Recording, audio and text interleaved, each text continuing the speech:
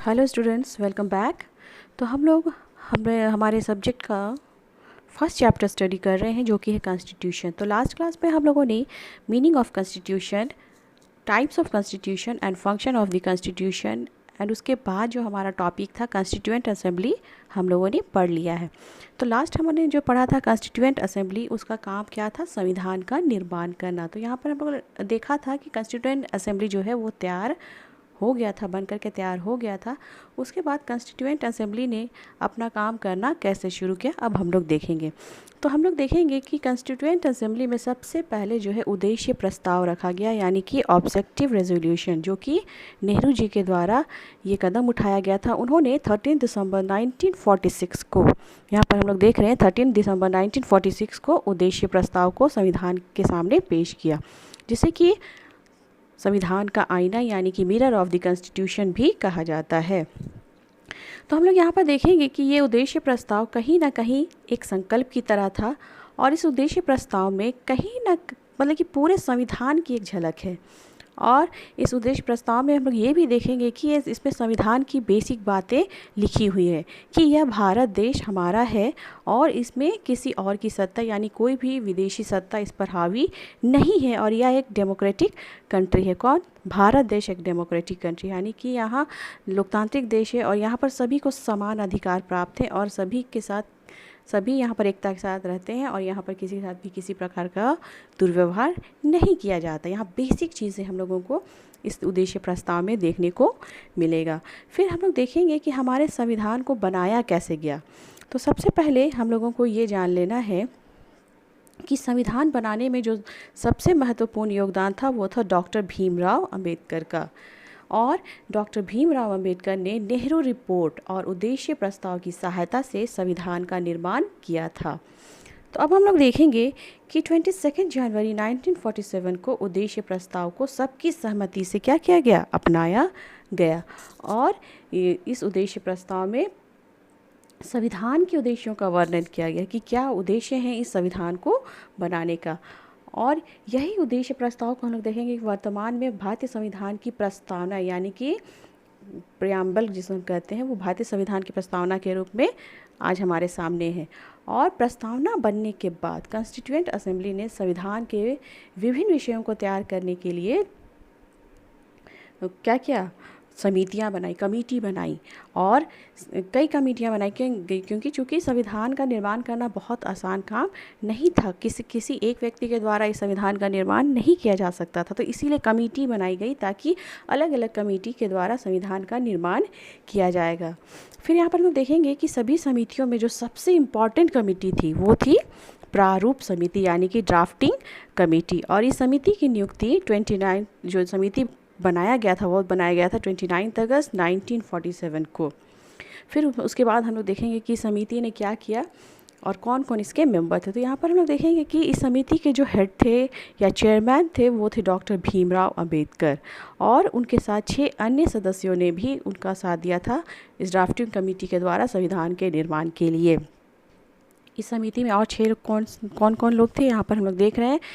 N Gopal Swami Ayyangar, Alladi Krishna Swami Iyer, K M Munshi, Mohammad Saadulla, B L Mitter, फिर उनके बाद एन माधवराव सदस्य बने। फिर यहाँ पर हम लोग देख रहे हैं डी पी खेतान, फिर उनकी मृत्यु हुई और उनकी मृत्यु के बाद डी डी कृष्णमाचारी को ये जो है ड्राफ्टिंग कमेटी का सदस्य बनाया गया था। फिर उसके बाद आगे हम लोग देखेंगे कि इस कमेटी का प्रमुख जो काम था संविधान का निर्माण करना। संविधान का जो प्रारूप तैयार किया गया था, फिर इसे क्या किया गया? इसे 27 फरवरी 1948 को संविधान सभा के अध्यक्ष डॉक्टर राजेंद्र प्रसाद के समक्ष प्रस्तुत किया गया था। यानी कि हम लोग देख रहे हैं कि यहाँ पर संविधान का निर्माण किया गया कई समितियों के द्वारा, और ये सबसे प्रमुख कार्य इस प्रारूप समिति ने अपनी महत्वपूर्ण भूमिका निभाई। और फिर इस समिति ने क्या किया कि संविधान का प्रारूप तैयार कर लिया और इसे 27 जनवरी 1948 को संविधान सभा के अध्यक्ष डॉक्टर राजेंद्र प्रसाद के समक्ष उन्होंने क्या किया? प्रस्तुत किया। तो ये उसके बाद हम लोग देखेंगे कि कब ये तैयार हो गया था? 26 नवंबर 1949 को संविधान जो है वो पूरी तरह से बनकर तैयार हो गया था और इसे उसी दिन क्या किया गया था, स्वीकार भी किया गया था। The constituent to be adopted on 26 November 1946, उस दिन स्वीकार किया गया था, पर फिर उस दिन से उसकी शुरुआत नहीं हुई थी, उस दिन से उसे लागू नहीं किया गया था। फिर हम देखेंगे 24 जनवरी 1950 को संविधान सभा की लास्ट बैठक हुई और उसमें 284 सदस्यों ने भाग लिया था और संविधान उस दिन पूर्ण रूप से तैयार हो गया था। और हम लोग यहाँ पर ये देखेंगे कि संविधान को बनने में काफ़ी लंबा समय भी लगा था, क्योंकि मैं बार बार बोल रही हूँ आप लोगों को कि संविधान बनाना कोई आसान काम नहीं था और इसे बनाने में लगभग 2 वर्ष 11 महीने और 18 दिन लगे। और संविधान को बनाने के लिए संविधान सभा की जो बैठकें हो रही थी वो यहाँ पर कुल बैठकें हुई थी, 11 मीटिंग हुई थी इस संविधान को बनाने संबंधी। वैसे तो हम लोग देखेंगे कि ये जो कॉन्स्टिट्यूशन है जो वो है कि 26 नवंबर 1949 को ही क्या हो गया था, बन करके तैयार हो गया था, पर ये 26 जनवरी 1950 को ये क्या किया गया, लागू किया गया। इसकी भी कुछ एक ऐतिहासिक कहानी है जिसे मैं आगे बाद में आप लोगों को बताऊंगी। फिर हम लोग उसी दिन को हम लोग क्या करते हैं, 26 जनवरी को हम लोग आज भी रिपब्लिक डे के रूप में क्या करते हैं, सेलिब्रेट करते हैं।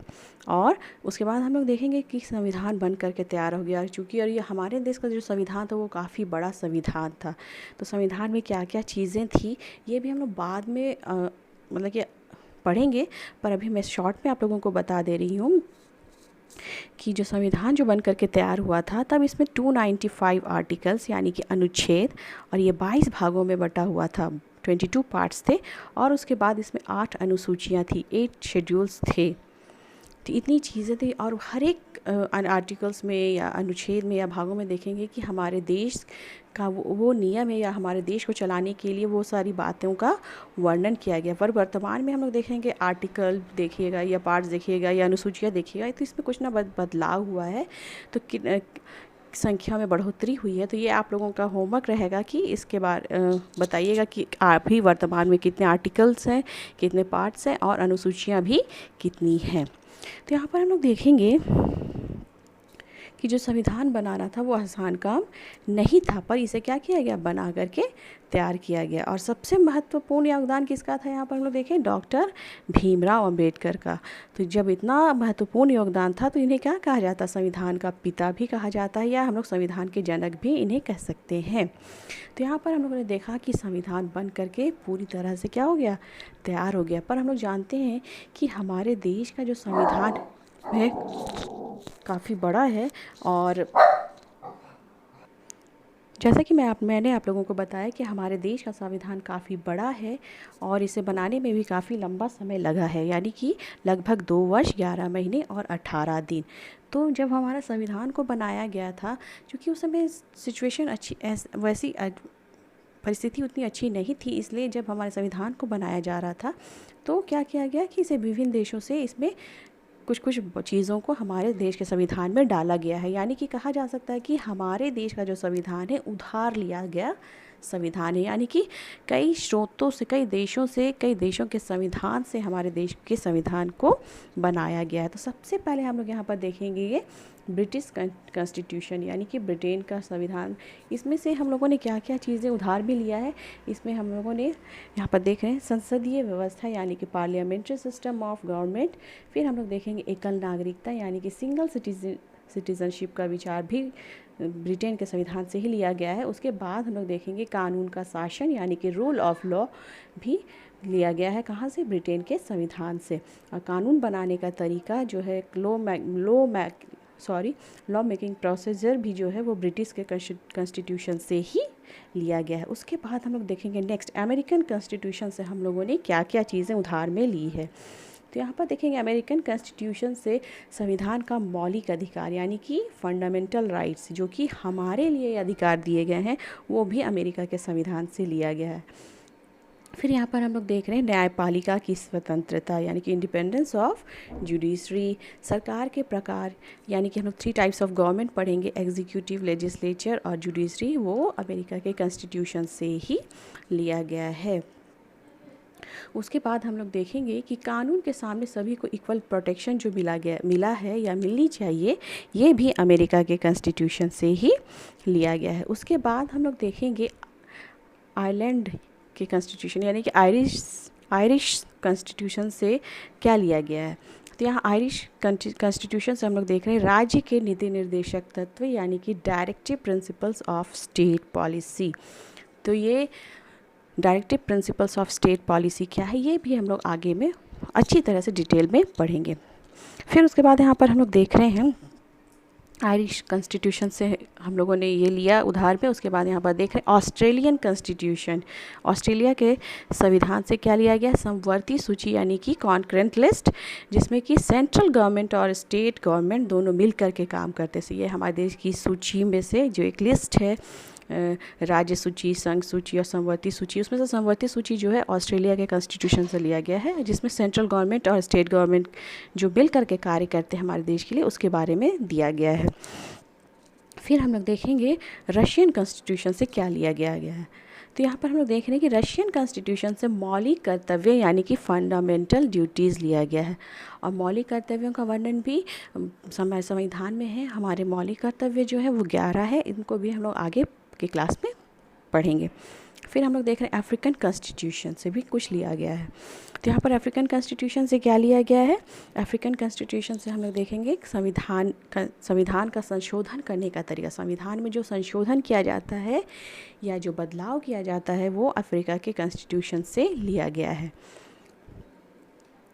फिर उसके बाद हम लोग देखेंगे कि फ्रांस के कॉन्स्टिट्यूशन से क्या लिया गया, फ्रेंच कॉन्स्टिट्यूशन से, जिसमें स्वतंत्रता, समानता, बंधुत्व और भाईचारे का सिद्धांत यानी कि principle of liberty, equality and fraternity लिया गया है।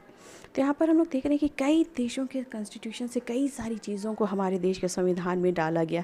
फिर यहाँ पर एक हम और भी देखेंगे लास्ट में कनाडा के कॉन्स्टिट्यूशन से। तो यहाँ पर कनाडा के कॉन्स्टिट्यूशन से भी भारत के संविधान में इसका प्रभाव पड़ा। और वहाँ से क्या लिया गया है, इसमें जो लिया गया है कि केंद्र सरकार को शक्तिशाली बनाने के लिए शक्ति तथा केंद्र तथा राज्य सरकार के बीच शक्ति का बंटवारा होना चाहिए। ये कनाडा के संविधान से लिया गया है। यानी कि फेडरल गवर्नमेंट, संघीय शासन व्यवस्था के बारे में हम लोग जानते हैं, यानी कि फेडरल गवर्नमेंट, उसके बारे में जो बातें थी या जो चीज़ लेना था वो कनाडा के संविधान से लिया गया है।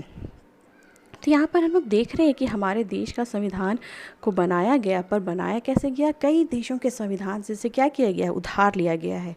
क्योंकि हमारे देश में कई ऐसी समस्याएं थी जिनका समाधान आवश्यक था, इसलिए अन्य देशों के संविधान से अच्छी अच्छी चीज़ों को हमारे देश में डाला गया कि ताकि किसी के साथ भी किसी प्रकार का कोई भेदभाव ना हो, किसी प्रकार की समस्या ना हो। तो यहाँ तक आई होप आप लोगों को समझ में आ गया है। तो आज हम लोग यहीं पर स्टडी करेंगे। आप लोगों का काम है कि आप लोग इसको अच्छी तरह से स्टडी कीजिएगा ताकि आगे के एग्ज़ाम में आपके काम आने पाए। तो हम लोग नेक्स्ट क्लास में मिलेंगे नेक्स्ट टॉपिक के साथ। Thank you.